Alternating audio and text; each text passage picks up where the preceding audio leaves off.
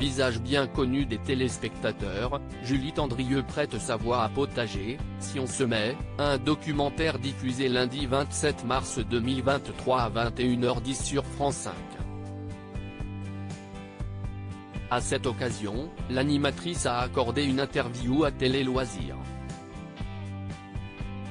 Avec Potager, Si on se met, diffusé lundi 27 mars 2023 à 21h10 sur France 5, Julie Tendrieux continue de cultiver son jardin, quelques mois après le lancement de son émission Les Potagers de Julie où elle faisait appel aux bons conseils de Lola Perrier, la fille de son ex-compagnon, le photographe Jean-Marie Perrier.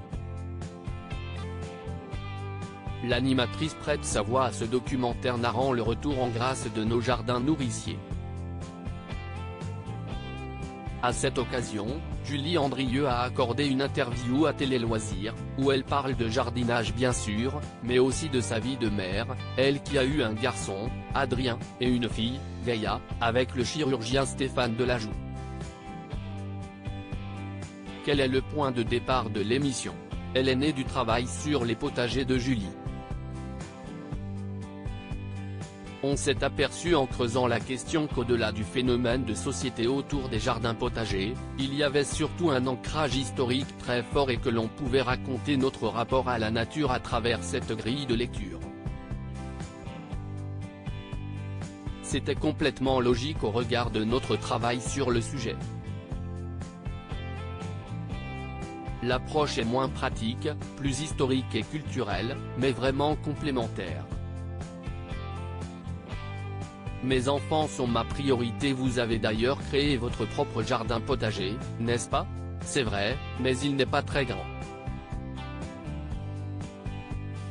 Je n'ai qu'une année de pratique derrière moi, et je n'estime pas encore être une experte, mais disons que je suis un petit peu moins ignorante sur la façon de faire pousser les légumes dans mon jardin. Je suis une amatrice, et c'est un terme que j'affectionne parce qu'il signifie celle qui aime. Est-ce une activité que vous partagez avec votre famille? Pas avec mon mari, mais avec mes enfants, même s'ils viennent un peu en touriste. J'essaie de les impliquer au maximum. Il faut dire qu'ils sont ma priorité. Je les ai eu tard, à 38 et 41 ans, et mon engagement en tant que maman, c'est de leur donner un maximum de temps, même si ça n'est pas toujours facile. Chaque semaine, je les emmène voir une exposition.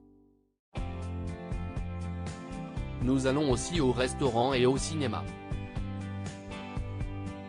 Nous partons souvent en voyage, dans des petites aventures, et nous faisons des carnets de voyage. Je le fais pour eux, mais aussi pour moi, car c'est une manière de garder un sens de l'émerveillement. Avec eux, je redécouvre beaucoup de choses. Tout sauf comédienne. Beaucoup d'animateurs se sont essayés à la comédie. Pourquoi pas vous? Je n'en ai jamais eu le souhait. Je crois que maman, la comédienne Nicole Courcel, note de la rédaction, m'a élevé avec cette idée que c'était une profession dont il fallait se méfier, même si elle permet d'accéder à une certaine forme de liberté et de fantaisie. Elle n'avait pas du tout envie que j'exerce ce métier et je crois qu'elle m'a insidieusement distillé ça. Quand j'ai grandi, je me suis donc dit, tout sauf comédienne. Et même si on me l'a proposé plusieurs fois, je n'ai pas eu envie d'aller vers ça. En septembre 2022, vous nous disiez que vous ne saviez pas si votre avenir était à la télé. Oui, et je le pense vraiment. Ça peut s'arrêter demain et ça ne me poserait aucun problème.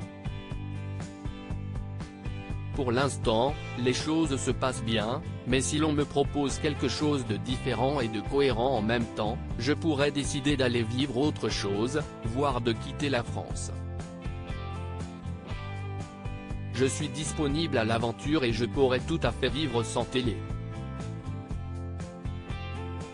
À lire aussi j'ai eu des propositions du grand méchant loup, Julie Andrieux révèle avoir été contactée par Harvey Weinstein.